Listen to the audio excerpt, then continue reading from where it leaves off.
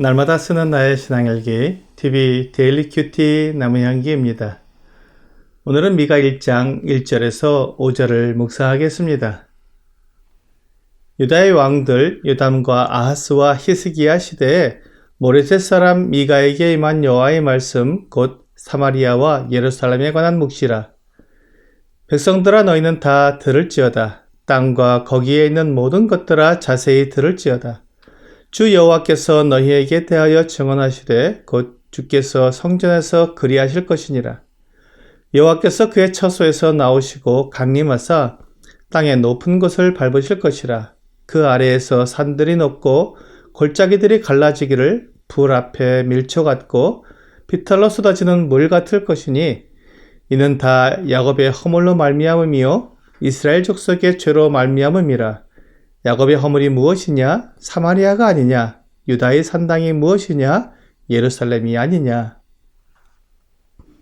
미가라는 이름은 여호와 같으신 이가 누구입니까? 라는 의미를 가지고 있습니다. 이는 선지자에게 매우 잘 어울리는 이름입니다.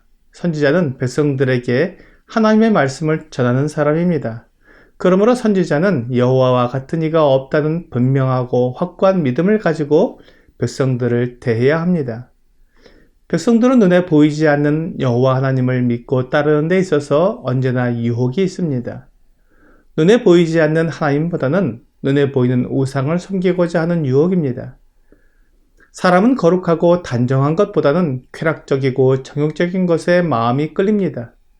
그러므로 사람들에게 하나님의 말씀을 전하기 위해서는 단호함과 확고한 믿음이 필요합니다. 미가는 자기 이름처럼 하나님을 그 무엇과도 비교할 수 없는 분으로 분명하게 전하고 있습니다. 미가는 주전 8세기경에 활동한 선지자입니다. 그는 남왕국 유다의 모레셋 출신으로서 북왕국 이스라엘의 멸망을 예언하는 사역을 감당했습니다. 그가 북왕국 이스라엘에 대한 하나님의 말씀을 선포했지만 그 말씀을 듣는 청중들은 남왕국 유다 백성들이었습니다. 그러므로 하나님께서 선지자 미가를 통해 북왕국 이스라엘의 멸망을 선포하심으로 남왕국 유다 백성들을 교훈하시는 것을 알 수 있습니다. 1절에서 미가는 하나님의 말씀을 전하면서 사마리아와 예루살렘에 관한 묵시라고 말하고 있습니다. 묵시는 하나님께서 계시해 주셔서 알게 하신 미래에 관한 일들입니다. 그러니까 계시라는 말과 바꾸어 쓸 수 있는 말입니다. 요한계시록을 요한묵시록이라고도 말합니다. 이와 같이 미가 선지자는 하나님께서 그에게 계시해 주신 사마리아와 예루살렘에 일어날 장래의 일들을 선포하고 있는 것입니다. 그러므로 사마리아와 예루살렘 백성들, 즉 남북왕국의 백성들은 모두 미가가 전하는 말씀에 귀를 기울여야 했습니다. 2절에서 미가는 백성들에게 자세히 들으라고 말하고 있습니다. 백성들이 자세히 들어야 할 것은 주 여호와의 증언이었습니다. 이것으로 미가가 마치 법정을 배경으로 백성들에게 하나님의 증언을 듣고 판단하도록 요청하는 것을 알 수 있습니다. 법정에서 누가 옳고 그른지 어떤 죄가 있었고 왜 그렇게 했는지를 판단해서 죄의 유무와 그에 합당한 선고를 하려면 자세히 들어야 합니다. 이러한 배경을 가지고 미가는 하나님께서 그에게 보여주신 유다와 이스라엘의 죄악을 말하고 있습니다.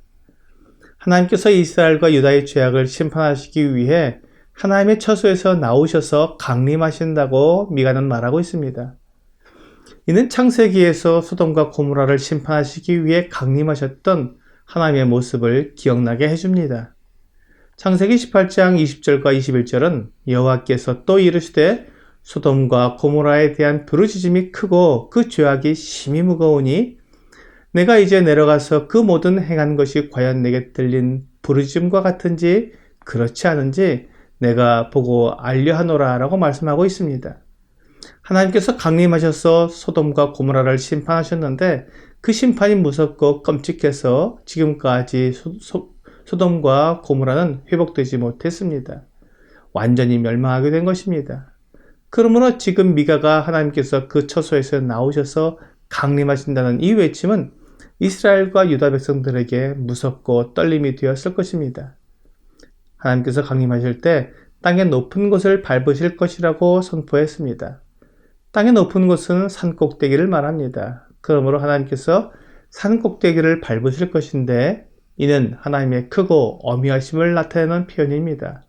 마치 거인이 산 꼭대기를 밟고 걸어가는 모습을 연상할 수 있습니다. 이렇게 크고 어미하신 하나님 앞에서 심판을 받는다는 것은 두려운 일이 아닐 수 없습니다. 그래서 4절은 그 아래에서 산들이 높고 골짜기들이 갈라지기를 불 앞에 밀쳐갖고 비탈로 쏟아지는 물 같을 것이니 라고 말씀하고 있습니다.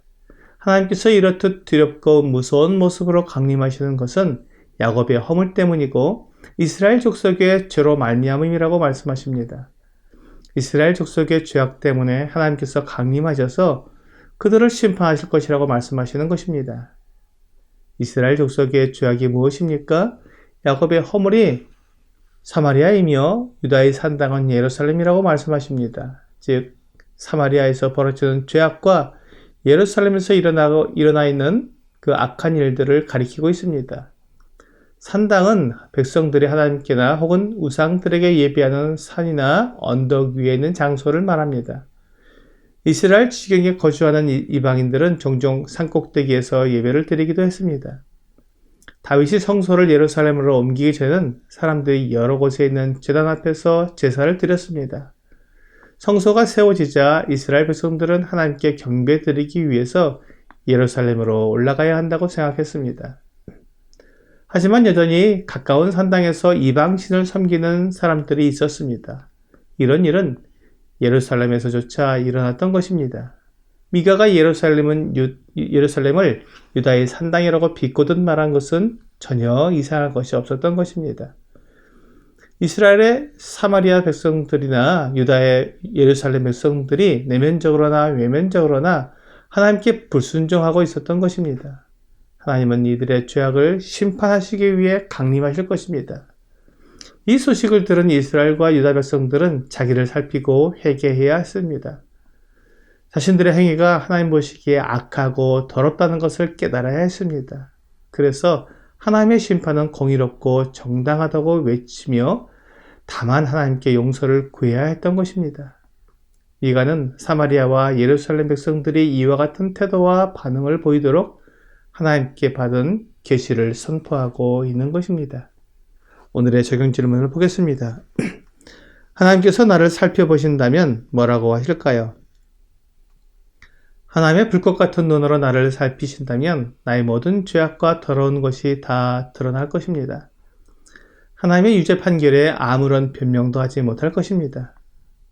오늘 나를 불꽃 같은 눈으로 살피시지만 마지막까지 회개하고 하나님께로 돌아갈 기회를 주시는 하나님께 감사하며 하나님께 돌아가는 여러분과 제가 되기를 주 예수님의 이름으로 기도합니다.